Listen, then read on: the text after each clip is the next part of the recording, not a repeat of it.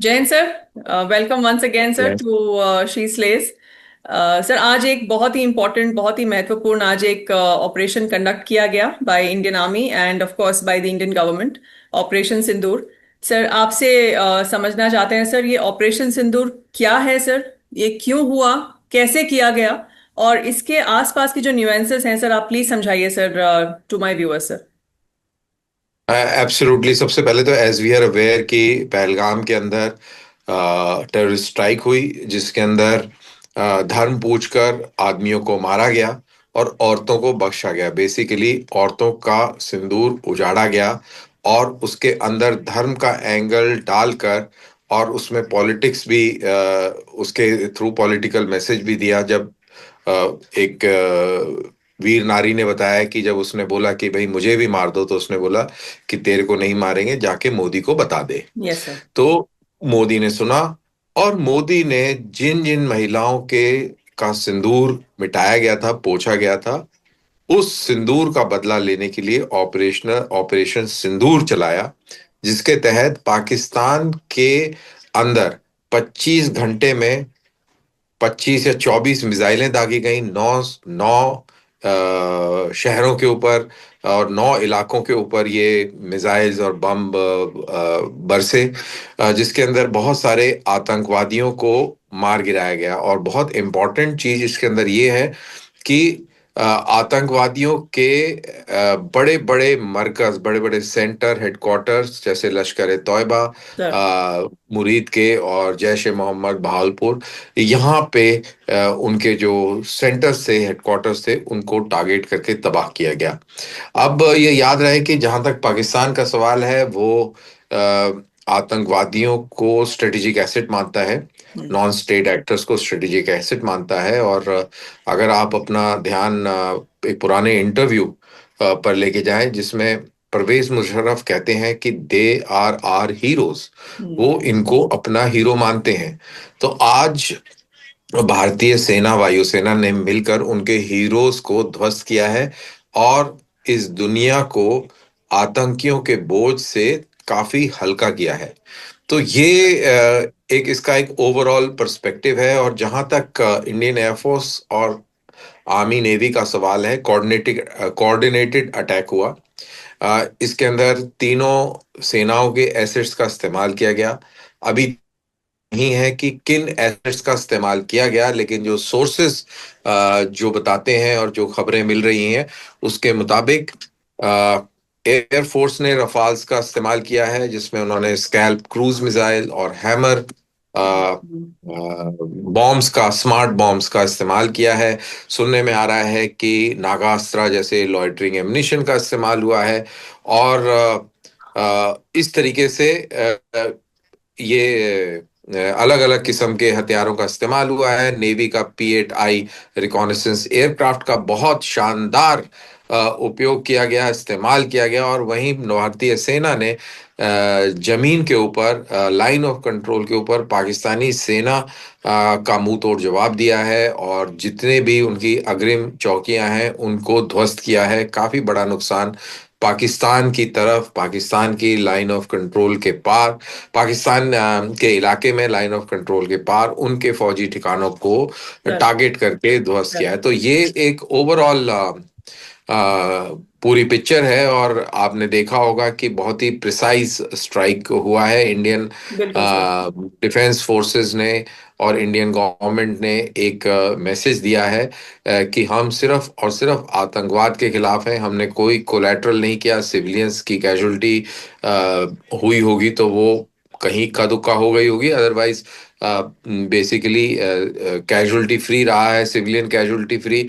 Military establishments को भी target नहीं किया है। तो हमारा मैसेज बिल्कुल क्लियर था कि हम जो है आतंकवाद और आतंकवादियों के खिलाफ हैं। अब अगर पाकिस्तान कोई हमला करता है तो उसके लिए अब भारी पड़ेगा, क्योंकि पाकिस्तान अ, हमला जरूर करेगा, लेकिन हमला कहाँ करेगा, ये बहुत बड़ा सवाल है। क्या बालाकोट के बाद जिस तरीके से उसने रजौरी में डिव हेडक्वार्टर के पास खेतों में बम गिराए थे, धूल उड़ाई थी, क्या सर। इस तरीके से बम गिराकर एक सांकेतिक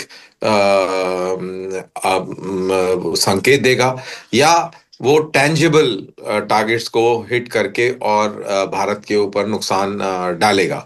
अगर वो हमारे ऊपर नुकसान डालता है तो उसको बहुत बड़ी कीमत अदा करनी पड़ेगी, और ये पाकिस्तान को मालूम है। अ, अब देखना ये है कि ये पूरा एस्केलेशन किस तरीके से पैन आउट करता है। सर तो मेरे ख्याल से आने वाला समय और अभी टेंस्ड है, because sir how do you see sir, आने वाला समय आप कैसे देख रहे हैं सर? क्योंकि आज जो स्ट्राइक हुई है वो डिनायल में ऑलरेडी जा चुका है पाकिस्तान। इन मेनी वेज वो डिनायल में आ चुका है, and it's not ready to accept what has actually happened, in many any videos I saw today. लेकिन एट द सेम टाइम उन्होंने ये भी एक प्रेस कॉन्फ्रेंस में अपना उन्होंने ये बोला है कि at their own place of choosing and they have all the right to retaliate etcetera. तो आप कैसे देखते हैं सर आने वाले जो कुछ दिन हैं? आपको क्या लगता है सर, नोइंग पाकिस्तान, क्या करेगा सर पाकिस्तान आपके हिसाब से?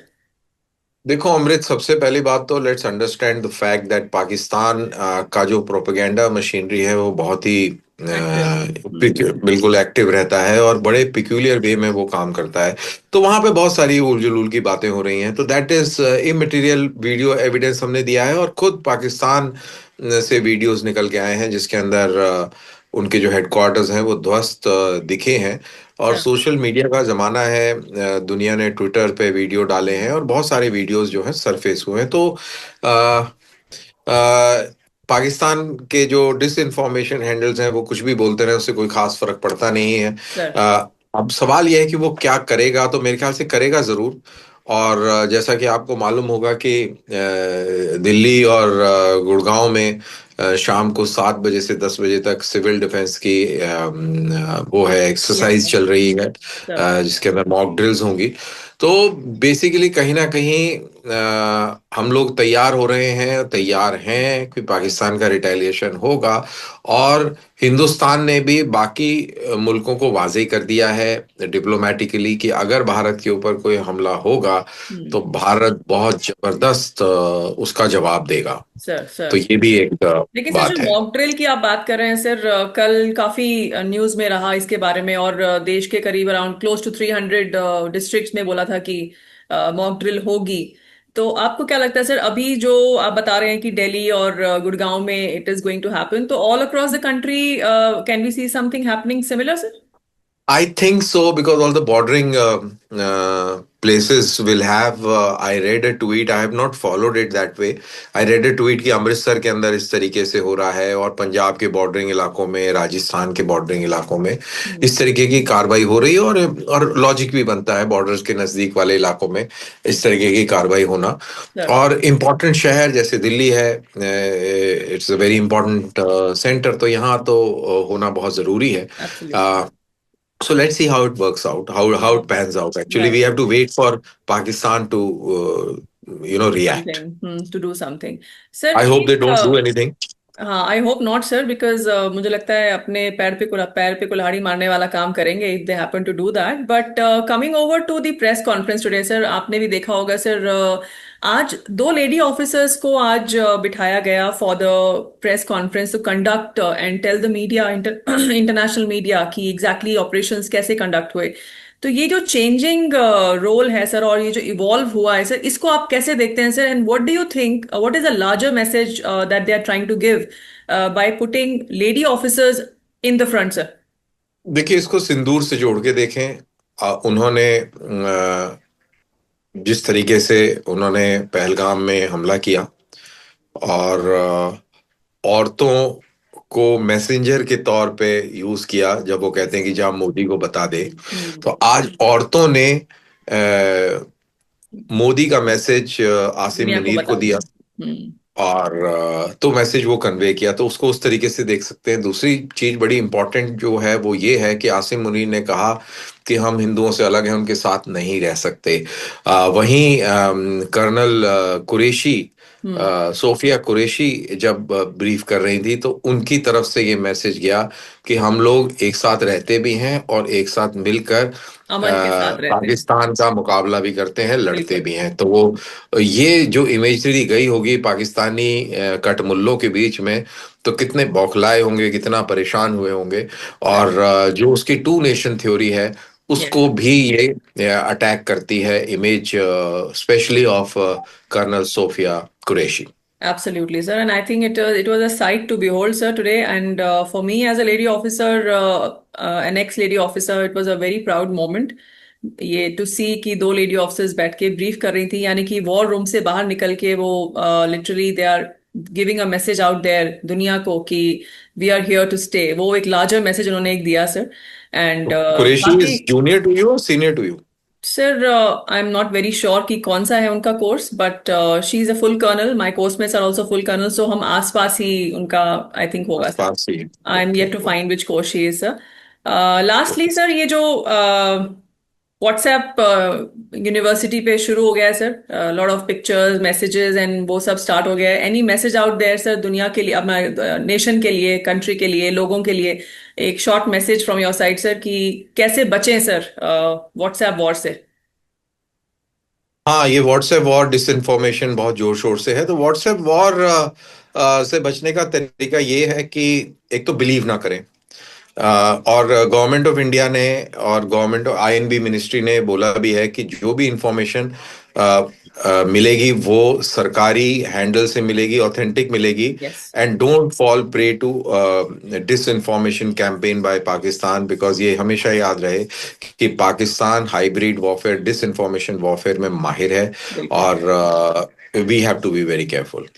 Thank you very much, sir, for putting everything in perspective of Operation Sindoor, and what a proud moment for our nation and for our Indian forces today, sir. Thank you once again for joining in, sir. Jai Hind. Absolutely, thank you ma'am, जय Hind. Jai Hind, sir.